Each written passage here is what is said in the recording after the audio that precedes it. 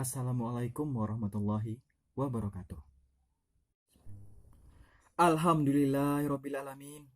Nahmaduhu wa nasta'inu wa nasta'firuhu wa na'udzubillahi min syururi anfusina wa min sayyiati a'malina. Mayadillahu fala mudhillalah wa mayudillu fala hadiyalah. Asyhadu an la ilaha illallah wa asyhadu anna Muhammadar Rasulullah. Allahumma shalli ala Muhammad wa ala ali sayyidina Muhammad amma ba'd. Di dalam hubungan kita bermasyarakat, tentu selalu saja ada problematika yang menyertainya. Tentu saja kita sebagai kaum muslimin yang hadir di tengah-tengah masyarakat seharusnya tak henti-hentinya untuk saling mengingatkan sebagai antar sesama muslim maupun antar sesama manusia. Sudah jelas bahwasanya tertuang dalam Al-Quran surah Ali Imran ayat 104. A'udzu billahi minasyaitonir rajim. Bismillahirrahmanirrahim. Wal takum minkum ummatun yad'una ilal khairi wa ya'muruna bil ma'rufi wa yanhauna 'anil munkar wa ulaika humul muflihun. Yang artinya, hendaklah ada di antara kalian segolongan umat yang menyeru kepada kebajikan, menyuruh kepada yang ma'ruf dan mencegah dari yang mungkar. Mereka itulah orang-orang yang beruntung. Jadi kawan-kawan, hal yang ingin saya bahas kali ini adalah mengenai hasud menghasut. Apa itu hasud? Hasud ialah membangkitkan hati seseorang untuk marah, supaya marah, di mana biasanya ada pertikaian batin oleh orang yang iri untuk mengadu domba maupun memanas-manasi suatu pihak kepada pihak yang lainnya. Tentu saja, tabiat seperti ini akan menyebabkan orang lain ikut terjerembab dalam permusuhan maupun kebencian. Allah Subhanahu wa Ta'ala telah melarang manusia untuk melakukan perbuatan menghasut. Hasud pun dinyatakan sebagai dosa yang besar. Larangan tersebut terpampang nyata dalam kandungan Al-Quran. Quran Surah Al-Qalam ayat 10-11. Bismillahirrahmanirrahim. Wala tuti' kulla halafin mahin hammazin masya'in binamim. Yang artinya, dan janganlah kamu ikuti siapapun yang mengobrol sumpah lagi berkarakter rendah, yang suka mencela, yang senang mengadu domba atau memfitnah.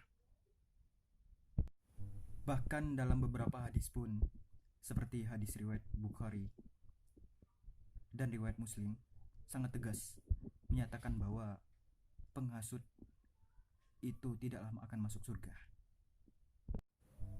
Bahkan Al-Hafiz, ahli hadis besar Ibnu Munzir mengatakan, ulama sepakat ijma konsensus bahwa menghasut atau mengadu domba antar manusia adalah haram dan ia termasuk dosa besar dalam pandangan Allah.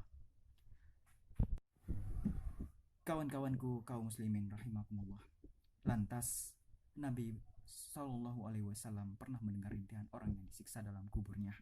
Beliau bersabda, dua orang ini sedang diazab dalam kubur, dan mereka tidak diazab karena sesuatu yang mereka anggap besar, namun besar di sisi Allah. Yang pertama diazab karena tidak menutupi auratnya ketika buang air kecil. Yang kedua diazab karena melakukan namimah. Hadis riwayat Bukhari nomor 216, Muslim nomor 292. Beliau juga bersabda, seburuk-buruknya hamba Allah adalah orang yang suka melakukan namimah.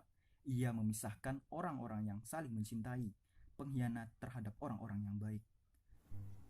Hadis riwayat Ahmad dihasankan Al-Albani dalam silsilah As-Sahihah nomor 2849. Al-Iman Ibnu Katsir mengatakan, namimah ada dua macam. Terkadang berupa tahrish atau provokasi antara orang-orang dan mencerai-beraikan hati kaum mukmin, maka ini hukumannya haram secara sepakat ulama. Tafsir Ibnu Katsir 1/371 As-Syamilah. Jadi kesimpulannya, ingatlah bahwa sifat hasud ini adalah tabiat syaitan dalam menyesatkan umat manusia, karena cenderung mengajak kita kepada keburukan dan kesesatan, berujung mencerai-beraikan hubungan antar sesama manusia. Jadi janganlah kita menjadi seperti syaitan atau bahkan menjadi bagian dari golongannya yang suka mengajak manusia supaya berbuat jahat. Bahwasanya seperti yang terkandung dalam Quran surah An-Nas ayat 1-6 tentang syaitan dari golongan jin dan manusia. Maka marilah kita saling introspeksi diri dan mengurangi hal yang kurang bermanfaat, apalagi yang membuat kita terjerembab dalam dosa-dosa. Jadilah manusia yang sebenar-benarnya manusia, dan jangan ikuti golongan-golongan syaitan dan menjadi pengikutnya. Neraka itu panas, kawan. Na'udzubillah min zalik. Kawan-kawanku, kaum muslimin rahimakumullah, demikian ceramah singkat yang dapat saya sampaikan. Semoga dapat bermanfaat bagi kita semua, terutama bagi saya sendiri, dan dapat kita aplikasikan dalam kehidupan sehari-hari. Lebih dan kurangnya mohon dimaafkan. Yang benar datangnya dari Allah Subhanahu wa Ta'ala, dan segala kekeliruan datangnya dari diri saya sendiri sebagai insan yang tak luput dari dosa dan kesalahan. Akhirul kalam, wabillahi taufiq wal hidayah. Wassalamualaikum warahmatullahi wabarakatuh.